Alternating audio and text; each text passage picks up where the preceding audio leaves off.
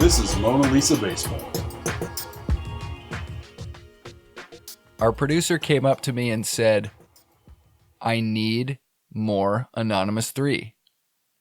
So we gave him his wish. A3 will be the only one to hold the mic tonight. Just come from the heart. Anonymous 3 was introduced to the show in season 2, episode called High School. He was a junior varsity high school coach at the time.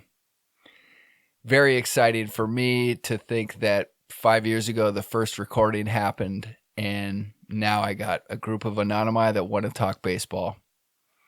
So, without further ado, take it away, brother.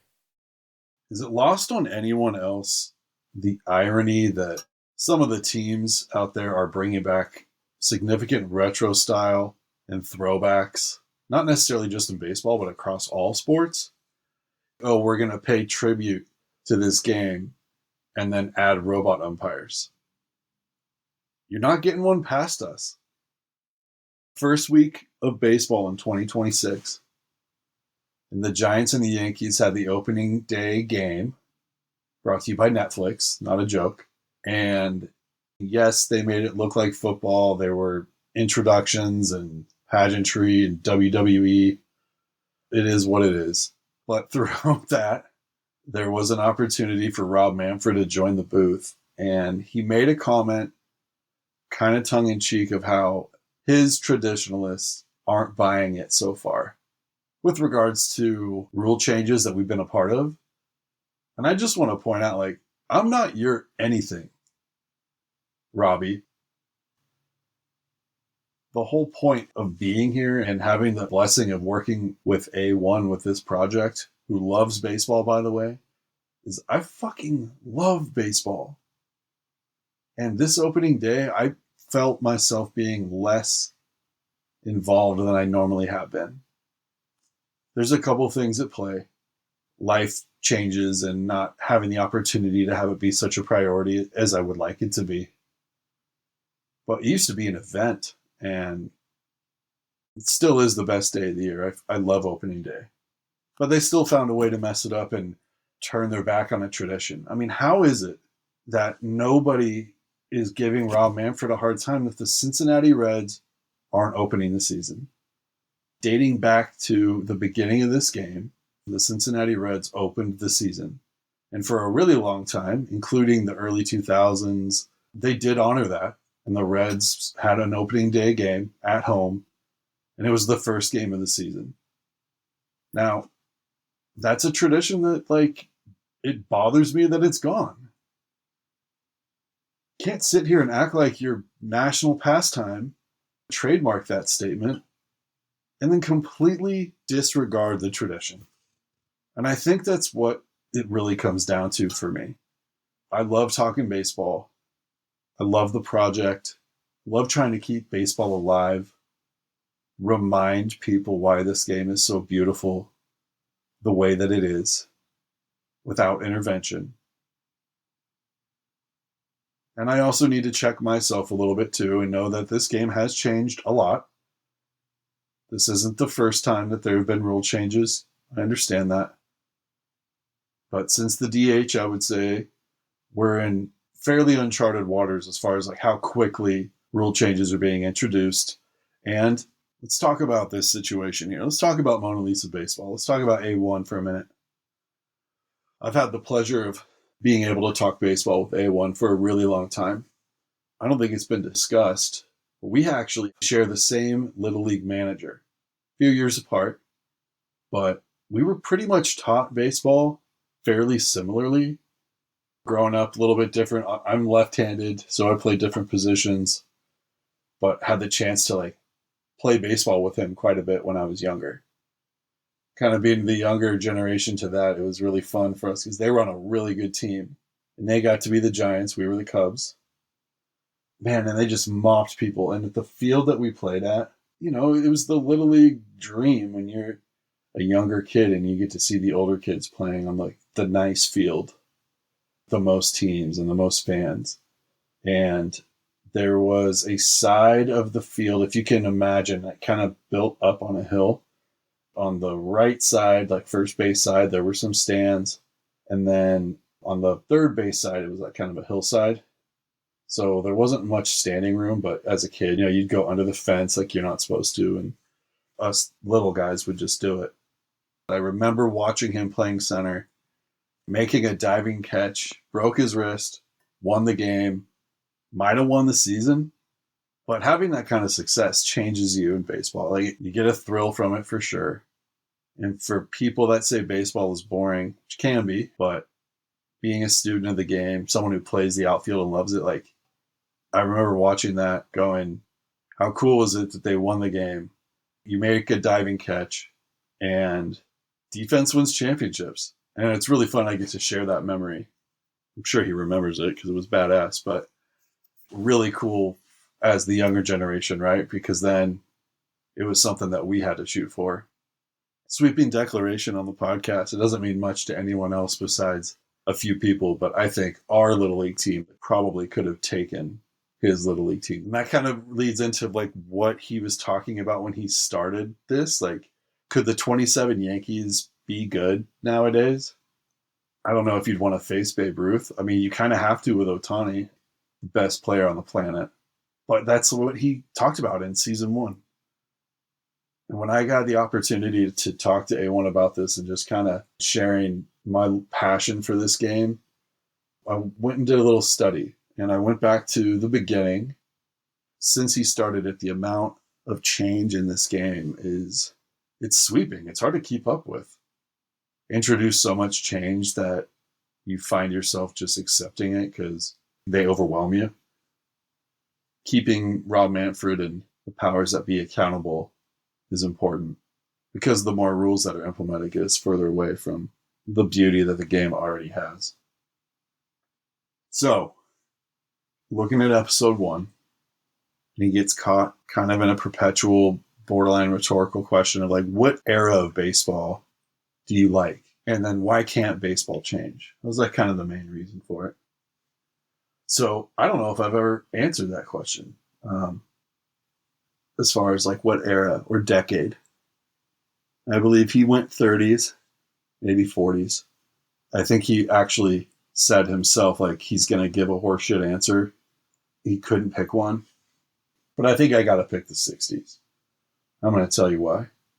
So in the 60s, as with most things in life, music included, movies for some people, like when you don't get to live it, it kind of gets put on a pedestal for you. And you get to hear the stories about how the world was.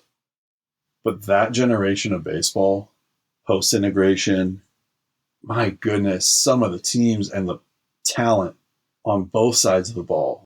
And being a Giants fan, like that lineup with Cepeda and McCovey and Mays. And you got like Bob Gibson and Sandy Koufax, Harmon Killebrew. You got Roberto Clemente in right field. So much talent across teams. And like, I don't know if I could pass that up if I had the opportunity to see Marichal face Koufax. And then there's a guy named Hank Aaron who hit a ton of homers. Huge all-star and ton of RBIs, hit for average. But then there's the 90s. Like maybe we lived in the golden era. Seriously, think about it. Like the resurgence of steroids, which was everyone was doing, and it's hard not to be swept up in that 98 race with Sosa, McGuire, Bonds, Griffey. But even before that, I mean, the 90s might have had it going. If it wasn't for the strike, it might have been the golden age. Look at that Expos team in 94 that had it all going for him. Alou, Walker, Grissom, Tim Wallach, John Wetland in the bullpen. Check this stat out. Only 0.01% of batters that Greg Maddux faced saw a 3-0 count. It's bananas. And of those, almost half were intentional walks when you had to throw an intentional walk. Ichiro Suzuki had 10 consecutive seasons with 200 hits. His career batting average is way over 300. Tony Gwynn struck out 434 times in 20 seasons total. Over 10,000 plate appearances. And he struck out 434 times. His career batting average was so high that he could have gone 0 for his last 1,000 at bats, 0 for 1,000, and finished with a 300 career batting average. I mean, that's masterful. So it's hard to discount the 90s.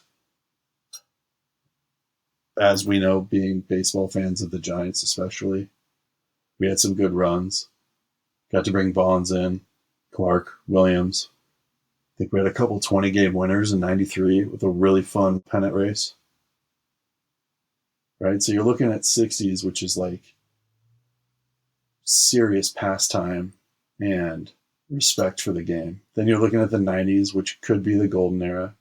And then for me, locally, the 2010 decade. I mean, the Giants winning 3 World Series and having the memory of what that was like. My goodness. I mean, I went to so many playoff games. We had such an incredible team of family and friends, people that have been involved in this project, getting to witness that. And like in 2010 in particular, talking to my dad when they hadn't won in San Francisco since they moved over 50 years. It was so cool. So getting to have that experience was like extremely satisfying and connected me to the tradition of the game. And I know not all people get to be romantic about baseball. There's a handful of people that were good at it when they were young, people that didn't have a choice because their parents or grandparents were so involved in it. Some people did it because they had to. I can let that be. I guess that's kind of why I care about coaching so much, is like I want kids to fall in love with the game and like have fun with it, and then staying involved with it.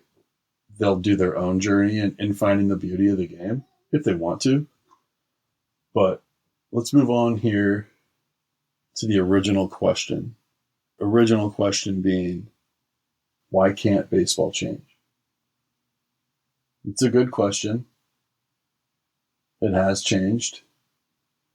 But I think it's a pretty simple answer in that, like, through the changes and lasting the test of time, and by the perfection and the imperfections that are included in the game, the answer is that it doesn't need to change. I don't think it has to be any more simple than that.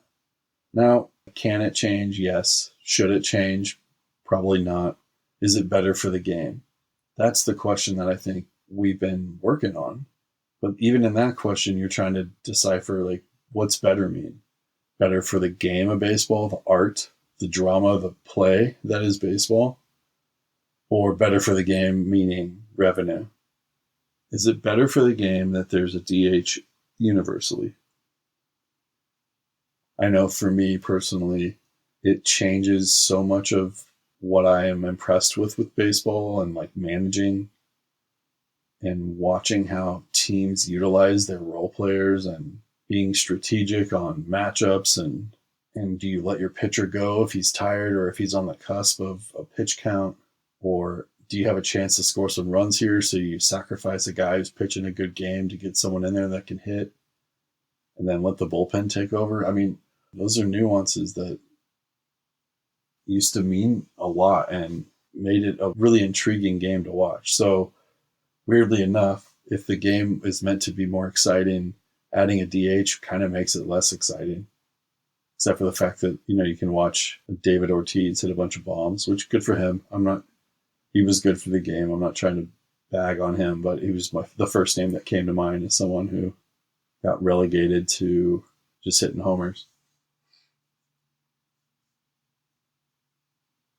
The thing that is really difficult to let go of is like the game had corrected itself based on the rules that were in place for like 100 years. Like, how perfect is it that it's 90 feet bases? I mean, is it an accident? At some point, was it like 120 or 60? And they played with it until they found the perfect 90 feet where a grounder to short that's routine is still like a half a step if you do it perfectly. Is that not beautiful? I don't know. I don't know what the obsession is with perfection. And I've said it before personally here of like the 162, the magic number. A1 reminded me that even that has changed, right? It was 154 for a long time. Early 60s, Maris's home run chase became 162, so that was the first introduction of the asterisk. But between 154 and 162, I suppose I can live with that. But 162 games, and like the law averages, and the things work themselves out. Not every call needed to be perfect or correct, even. I know that that's hard to fathom sometimes. I mean, I'm not saying that getting the call wrong is preferred, not at all. But maybe just a little bit of grace in the game, and the umpires are allowed to make a mistake as well. I mean, the game of baseball has run hits and errors on the scoreboard. We tally them. It happens. When you get an error on your team, they figured out a way where they wouldn't punish the pitcher if his team made an error, but they still would lose the game. Like, it's so impressive how they drilled the game down to be able to tell the story with the statistics of the game or the box score. And it's too bad that that story is now lost. It's not baseball's fault. We live in a world where attention getting and most people are the star of their own show, I guess. You're not like a bad person if you engage in it. It's just kind of, I mean, you talk to the younger kids of the generation and they're like, hey, what do you want to be when you grow up? And I've heard my own nephews say, like, I want to be a YouTuber. I guess it's not that much different from me saying I want to be a baseball player when I was a kid. Feels different. I'm not trying to like pick on them, but it does seem a little bit lame.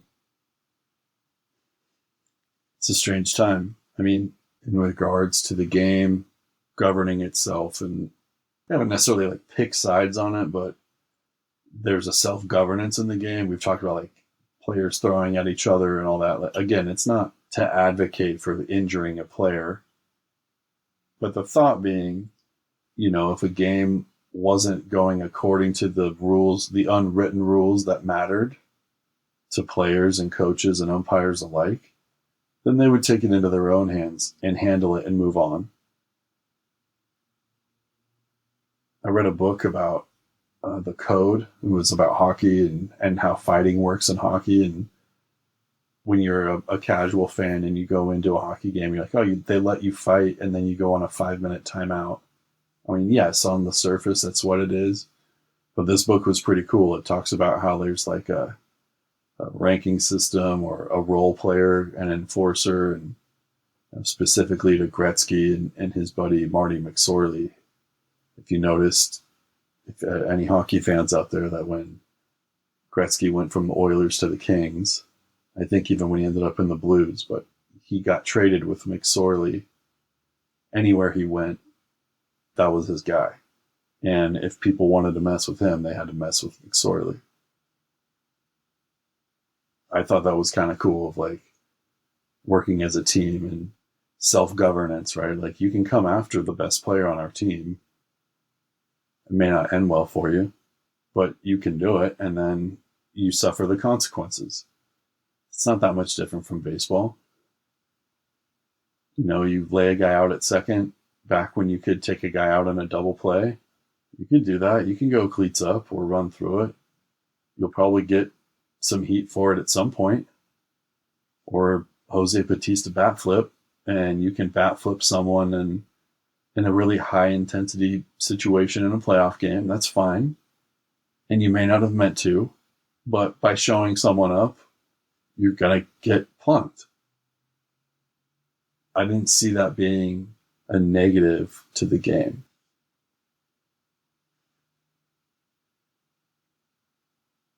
A1 talks about like dugout decorum and talks about how like what's with the sacred space being invaded. I mean, does it get any worse than an in-game interview in the fourth inning with the manager or having cameras at the end of the dugout? The whole point of being able to tell the story of the game is to have them tell the story.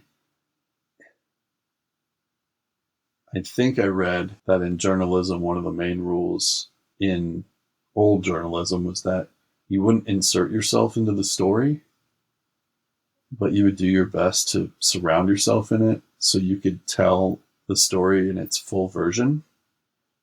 But now we've lost the allure of having people tell stories of the dugout or that camaraderie where it is off limits, and that's their profession and they do it 162 times a year, and there's things that go on that perhaps you shouldn't be privy to because that's not your life.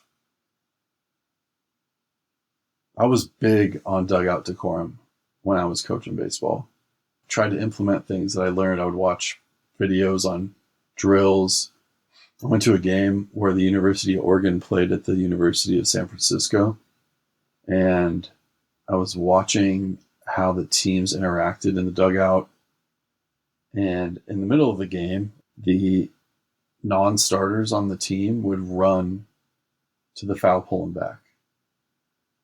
And then not only that, everyone had like a job. Was it warming up an outfielder, bullpen catcher, chasing a foul ball, pitch count? I came up with a bunch of jobs just to try to keep everyone engaged. But, outfielders picking each other up. All of those things needed to be taught. I always kind of took it for granted that was just kind of like respect to the game of how you keep this thing moving on its own.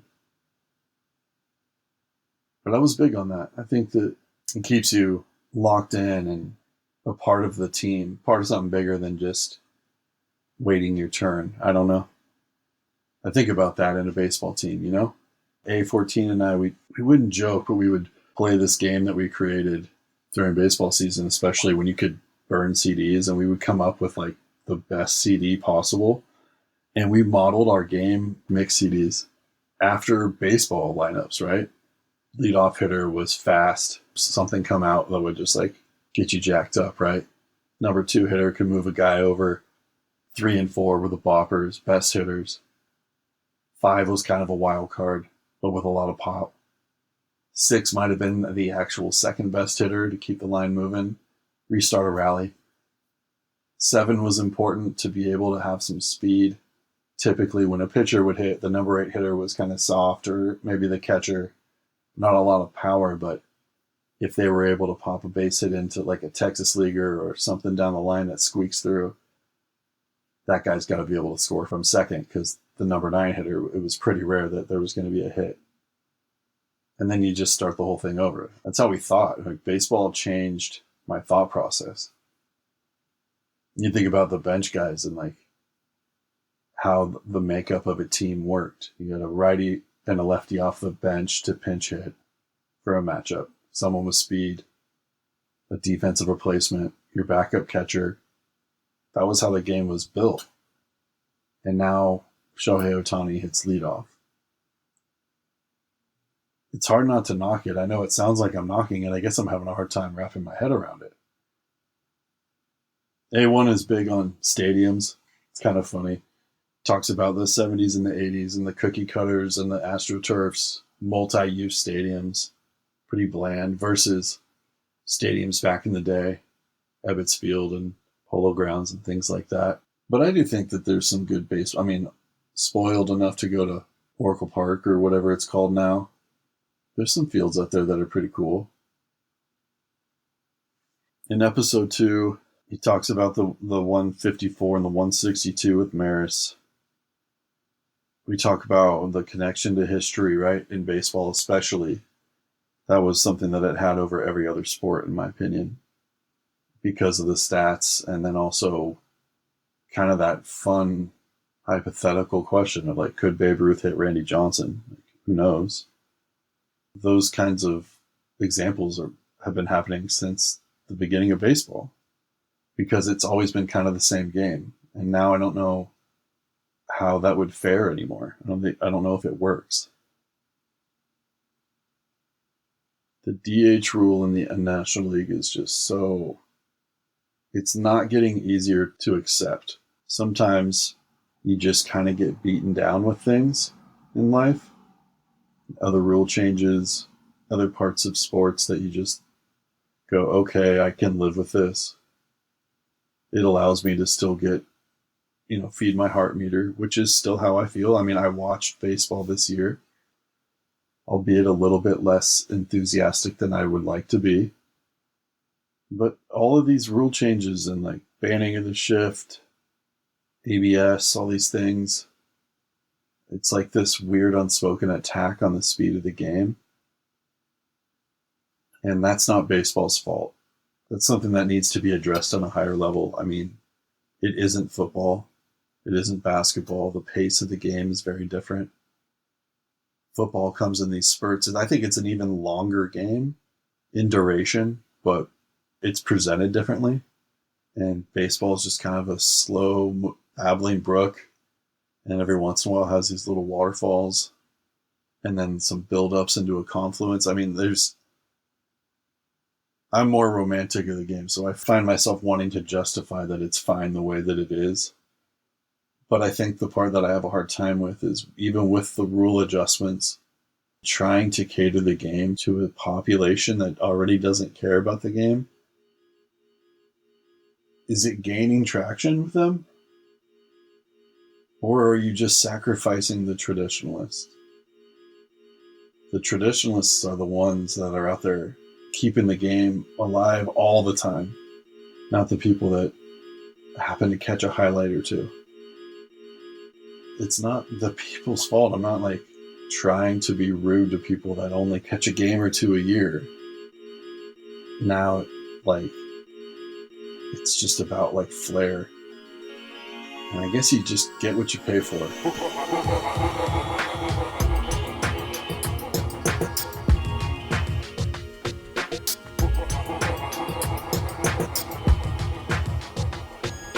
It's so cool.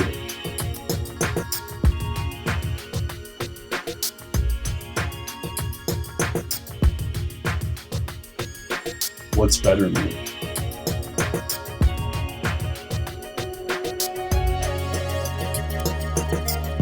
Like, we're the bad guys here.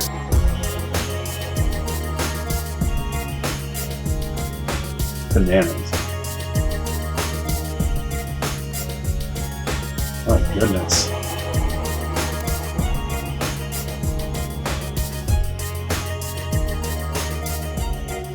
Have them tell the story.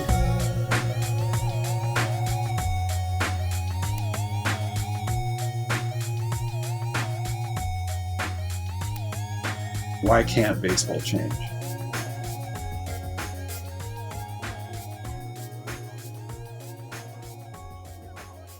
Because I fucking love baseball.